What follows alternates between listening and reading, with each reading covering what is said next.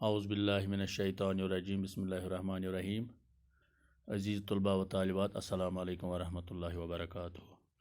پیارے بچوں، پچھلے 2 دن سے ہم نعت شریف جو الطاف حسین حالی کا لکھا ہوا ہے پڑھ رہے ہیں۔ آج ہم اس نعت شریف کو انشاءاللہ مکمل کریں گے۔ مکمل کرنے کے بعد جو اس کے سوالات ہیں وہ میں آپ کو بھیج دوں گا۔ آپ صاف وہ اپنی کاپی پر تحریر کرو گے، کاپی پر لکھو گے۔ اس کے بعد میں آپ کو بلاؤں گا اسکول پر، وہ کاپیاں آپ اسکول لاؤ گے تاکہ ان کاپیوں کا میں چیک کروں گا۔ تو پیارے بچوں، 6 اشعار ہم نے اس نعت شریف کے پڑھے ہیں۔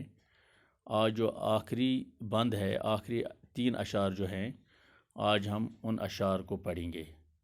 تو پیارے بچوں، سب سے پہلے میں ان اشعار کی بلند خوانی کروں گا۔ بلند خوانی آپ جانتے ہو، بلند خوانی کہتے ہیں اونچی آواز میں پڑھنا۔ میں یہ اشعار اونچی آواز میں پڑھوں گا، آپ غور سے سنو گے کہ میں نے کیسے پڑھا، آپ بھی ویسے ہی پڑھنے کی کوشش کرو گے۔ اس کے بعد جو ہے اس آج کے درس میں جو نئے الفاظ ہیں، مشکل الفاظ نہیں کہتے ہیں بلکہ نئے الفاظ کہتے ہیں، کیونکہ کوئی لفظ مشکل نہیں ہوتا ہے بلکہ بچے کے لیے نیا ہوتا ہے۔ اس لیے ہم کہیں گے کہ یہ اس پڑھائی کے بعد، بلند خوانی کے بعد نئے الفاظ کے معنی میں آپ کو بتاؤں گا۔ اس کے بعد اس کی ان اشعار کی تشریح کریں گے۔ تو پیارے بچوں، پیش ہے آج کے درس کی بلند خوانی۔ مسے خام کو جس نے کندن بنایا، کھرا اور کھوٹا الگ کر دکھایا۔ مسے خام کو جس نے کندن بنایا، کھرا اور کھوٹا الگ کر دکھایا۔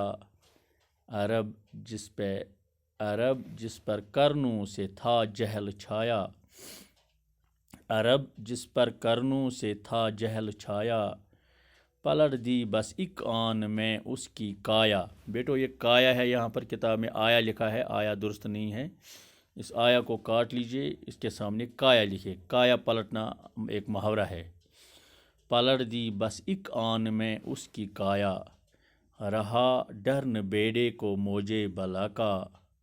رہا ڈرن بیڑے کو موجے بلا کا، ادھر سے ادھر پھر گیا رخ ہوا کا۔ پیارے بچوں، یہ آج کے درس کی بلند خوانی ہوئی۔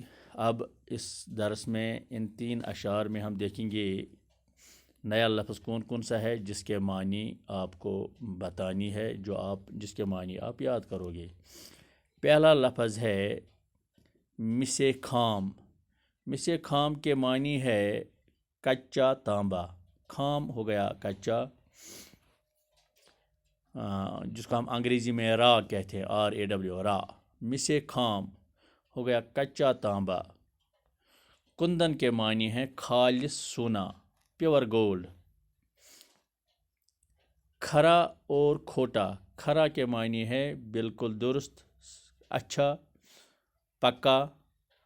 کھوٹا کے معنی ہے جھوٹ، جھوٹا، جو مکسڈ ہو، جو غلط ہو۔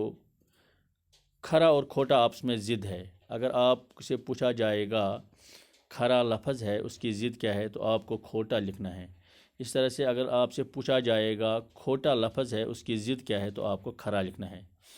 کھرا اور کھوٹا ہو گیا سچ اور جھوٹ، حق اور ناحق۔ کھرا اور کھوٹا۔ اس طرح سے کرنو، لفظ کرنو ہے، کاف رے نون واو نون گنا کرنو۔ اگر یہ کیف رے نون واو نون گنا ہو تو کرنو کہتے ہیں، تو وہ پھر کرنو بن جائے گا۔ کرن کہتے ہیں سورج کی کرن، جو سورج کی پرچھائیاں ہوتی ہے، کرنیں، تو روشنی کی کرنیں جیسے ہوتی ہے، تو لیکن یہ کرن نہیں ہے، یہ کرن ہے۔ عرب جس پہ کرنوں سے تھا جہل چھایا۔ کرنوں کے معنی ہے صدیوں سے، کرن کے معنی ہے صدی۔ جہل کے معنی ہے جہالت۔ پلٹ دی، پلٹ دینا یہ محاورہ ہے۔ پلٹ دینا کے معنی ہے تبدیل کرنا، جیسے ہم کہتے ہیں کایا پلٹ دینا۔ یہ اس کے معنی ہے تبدیل کرنا، چینج کرنا، تبدیلی لانا۔ آن کے معنی ہے لمحہ، ایک آن، ایک لمحے میں، اس کی کایا، آیا نہیں ہے، اس کی کایا، کایا کے معنی ہے شکل و صورت، شکل۔ بیڑے، بیڑے کے معنی ہے جو بحری بیڑا ہوتا ہے، بڑی کشتی، شپ۔ موج بلا کا، موج کہتے ہیں لہروں کو، بلا کے معنی ہے مصیبت، مصیبت کی لہر، مصیبت کی لہر، جو تیز آندھی ہوتی ہے اسی کو موج بلا کہتے ہیں، جو اپنے اندر بے شمار لوگوں کو، کشتیوں کو ڈبو دیتی ہے۔ اور رخ کے معنی ہے ڈائریکشن، رخ، چہرہ، یہ ڈائریکشن، تو ادھر سے ادھر پھر گیا، رخ ہوا کا، رخ کے معنی ہے ڈائریکشن یا چہرہ۔ تو پیارے بچوں، یہ نئے الفاظ کے معنی ہوئے۔ اب ہم ان اشعار کو، ان کی تشریح، ان کی تفہیم سمجھنے کی کوشش کریں گے۔ مسے خام کو جس نے کندن بنایا، یہ الطاف حسین حاجی نے یہاں تشبیہ اور استعارات سے کام لیا ہے۔ مسے خام کو جس نے کندن بنایا، مسے خام عرب کے لوگوں کی طرح اشارہ ہے، عرب کے لوگوں کی طرف اشارہ ہے، دوری جہالت کے لوگوں کی طرف اشارہ ہے، جو بالکل یہ مسے خام تھے، جو ان رائپ جس کو ہم کہتے ہیں، ان رائپ، جو پکے نہیں تھے، جو جہالت میں گرفتار تھے، اندھیرے میں پڑے ہوئے تھے، تو جو دین سے کوسوں دور پڑے تھے، پیارے نبی صلی اللہ علیہ وسلم کی جو بات کا انکار کرتے تھے، اللہ سے دور پڑے تھے، بتوں کی عبادت کرتے تھے، اسی لیے ان کو کہا گیا مسے خام۔ تو پیارے نبی نے بہت کم عرصے میں ان مسے خام لوگوں کو، ان اندھیرے میں ڈوبے لوگوں کو اس نے کندن بنایا، یعنی کہ خالص سونا بنایا۔ خالص سونا کے معنی ہے یعنی کہ لوگوں کو اس نے سونا نہیں بنایا، بلکہ ان کی دشا ہی بدل دی، ان کی تقدیر ہی بدل دی۔ جو جہالت میں، گمراہی میں گرفتار تھے، اب وہ صحیح ڈگر پر آ گئے، صحیح راستے پر آ گئے پیارے نبی صلی اللہ علیہ وسلم کی آمد کے بعد، جب آپ یہ پیغمبر بن گئے۔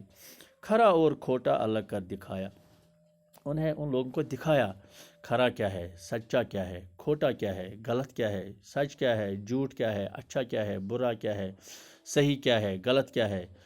عرب کے لوگ جو بتوں کی پوجا کرتے تھے، تو پیارے نبی صلی اللہ علیہ وسلم نے ان کو روک دیا، اس نے آپ صلی اللہ علیہ وسلم نے انہیں سمجھایا کہ عبادت کے لائق صرف ایک اللہ کی ذات ہے، اللہ واحد جو ہے، وہی ایک ذات جو ہے، وہی عبادت کے لائق ہے۔ تو یہ ہے مطلب یہ جو بتوں کی پوجا کرتے تھے تو وہ کھوٹے تھے، اب ان کو دکھایا کہ صحیح راستے پر، صراط المستقیم کا راستہ دکھایا تو وہ کھرا راستہ ہے۔ اس طرح سے جو لوگ جھوٹے ہوا کرتے تھے ان کو سچائی کا راستہ دکھایا، جو لوگ یہ مطلب عورتوں کو، بیٹیوں کو زندہ ہی دفن کرتے تھے، ان کو سکھایا، ان کو سمجھایا، ان کو بتایا کہ اللہ جو ہے، اللہ نے ہر ایک کو پیدا کیا ہے، ہر ایک کو جینے کا حق ہے، اس لیے آپ عورتوں کو زندہ نہیں دفنا سکتے ہیں، عورتوں کو زندہ نہیں مار سکتے ہیں، عورتوں کو زندہ درگور نہیں کر سکتے ہیں۔ یہ مطلب یہ پیارے نبی نے ان کو کھرا راستہ دکھایا، جو ان میں کھوٹ تھی وہ الگ، وہ کھرے اور کھوٹے میں ان کی صحیح پہچان کرائی پیارے نبی صلی اللہ علیہ وسلم نے۔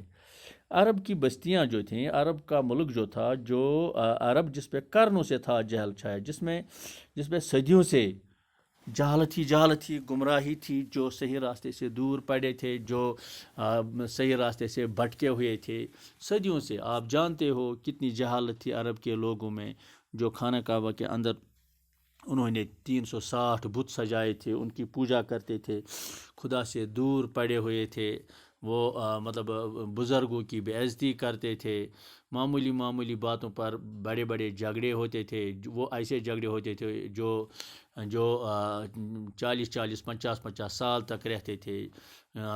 یہ جوانیوں کا زیاں ہوتا تھا، لوگوں کی کوئی قیمت ہی نہیں ہوتی تھی۔ تو یہ ایک بہت بڑی جہالت تھی، اور سب سے بڑی جہالت یہ تھی کہ وہ خدا اور اس کے رسول صلی اللہ علیہ وسلم سے دور پڑے تھے، وہ اسلام سے کوسوں دور تھے، وہ جہالت میں پڑے ہوئے تھے۔ تو اس جہالت سے کیا کر دیا پیارے نبی صلی اللہ علیہ وسلم نے؟ پلٹ دی بس ایک آن میں اس کی کایا، اس کی کایا ہی پلٹ دی، عرب کی تقدیر ہی بدل دی۔ پیارے نبی صلی اللہ علیہ وسلم نے عرب میں جو لوگ تاریکی اور گمراہی میں ڈوب گئے تھے ان کی کایا ہی بدل دی، ان کی تقدیر ہی بدل دی، اور وہ بھی بہت کم عرصے میں۔ رہا ڈر نہ بیڑے کو موجے بلا کا، ادھر سے ادھر پھر گیا رخ ہوا کا، رہا ڈر نہ بیڑے کو موجے بلا کا۔ تو عام طور پر یہاں اشارہ یہ اشارہ ہے یہ بھی عرب کے ان لوگوں کی طرف، چونکہ وہاں ڈکیتی زبردست ہوا کرتی تھی، ڈاکہ زنی ہوا کرتی تھی، تو یہاں اسی کی طرف اشارہ ہے۔ یہاں یہ اس سمندر کی طرف اشارہ نہیں ہے، پانی کی طرف اشارہ نہیں ہے، یہ اس لہروں کی طرف اشارہ نہیں ہے، بلکہ یہ تشبیہات اور استعارات کا سہارا لے کر الطاف حسین حالی ہمیں یہ بتانا چاہتے ہیں کہ اب جو چوری اور ڈکیتی ہوا کرتی تھی، جو لوگ رات کے وقت سفر کرتے تھے بحری بیڑوں میں، کشتیوں میں، مال ایک جگہ سے دوسری جگہ لے جاتے تھے، تو ان پہ ڈاکوں کا حملہ ہوا کرتا تھا، تو وہ ان کا سارا مال، سارا اسباب ہڑپ کر لیتے تھے۔ تو لیکن پیارے نبی صلی اللہ علیہ وسلم کی آمد کے بعد، پیارے نبی صلی اللہ علیہ وسلم کے پیغمبر بننے کے بعد یہ ہوا بھی بدل گئی۔ یہ اب کسی کو کوئی ڈر، اب پیارے نبی سے پہلے یہ بہت مشکل بات تھی کہ ایک عورت اکیلی چل سکتی، اس کو ایسی بات ہی نہیں ہوا کرتی، کیونکہ گنڈوں، ڈاکوؤں، چوروں کا خطرہ ہمیشہ لاحق ہوتا تھا۔ لیکن اسلام کا کلمہ پڑھنے کے بعد، اسلام کے پرچار کے بعد، جب اسلام کا غلبہ عرب میں ہوا تو عورتیں بے دریغ، بے خوف ہو کر اب چلنے لگی۔ تو اس طرح سے اب کسی تاجر کو کسی چیز کا، کسی ڈاکو کا خطرہ نہیں رہ گیا۔ یہی اشارہ ہے، رہا ڈر نہ بیڑے کو موجے بلا کا، ادھر سے ادھر پھر گیا رخ ہوا کا۔ تو اسی طرح سے جب اسلام کا بول بالا ہوا تو ہر ایک نے چین اور راحت کی سانس لی، ہر ایک عزت کی زندگی گزارنے لگا، ہر ایک گلی، ہر ایک نکڑ، ہر ایک چوراہا، ہر ایک شہر، ہر ایک گاؤں کلمہ حق سے گونج اٹھا، اور ہر ایک سکیور والی زندگی، اچھی زندگی، آرام کی زندگی گزارنے لگا۔ یہ سب کچھ پیارے نبی صلی اللہ علیہ وسلم کی آمد سے ہوا۔ تو پیارے بچوں، یہ ہمارا یہ ٹاپک جو ہے، یہ درس جو تھا، یہ نعت شریف، یہ آج مکمل ہو گیا۔ اس کو بار بار دہرائیے، پڑھنے کی کوشش کیجیے، اچھی طرح سے پڑھیے، اچھی طرح سے سمجھیے، کیونکہ کل جب امتحان ہوتا ہے تو امتحان میں آپ کو اشعار کی تشریح کرنی ہوتی ہے، اس لیے ان اشعار کو، ان کے معنی، ان کا جو پس منظر ہے اس کو صحیح معنی میں سمجھنے کی کوشش کیجیے، تاکہ کل آپ کو کسی طرح کی کوئی پریشانی لاحق نہ ہو سکے۔ آج اتنا ہی۔ جو یہ ہم نے نعت شریف پڑھا اس کے سوالات میں بھیجوں گا، تو آپ آرام سے یہ کتاب پر جو الفاظ معنی دیے ہوئے ہیں ان کو یاد کریں، ان کے معنی بھی لکھیں، اور سوالات میں خود بھیجوں گا، وہ آپ صاف اچھی طرح سے کاپی پر لکھیں، پھر کاپی کا چیک ہوگا۔ وما علینا الا البلاغ المبین۔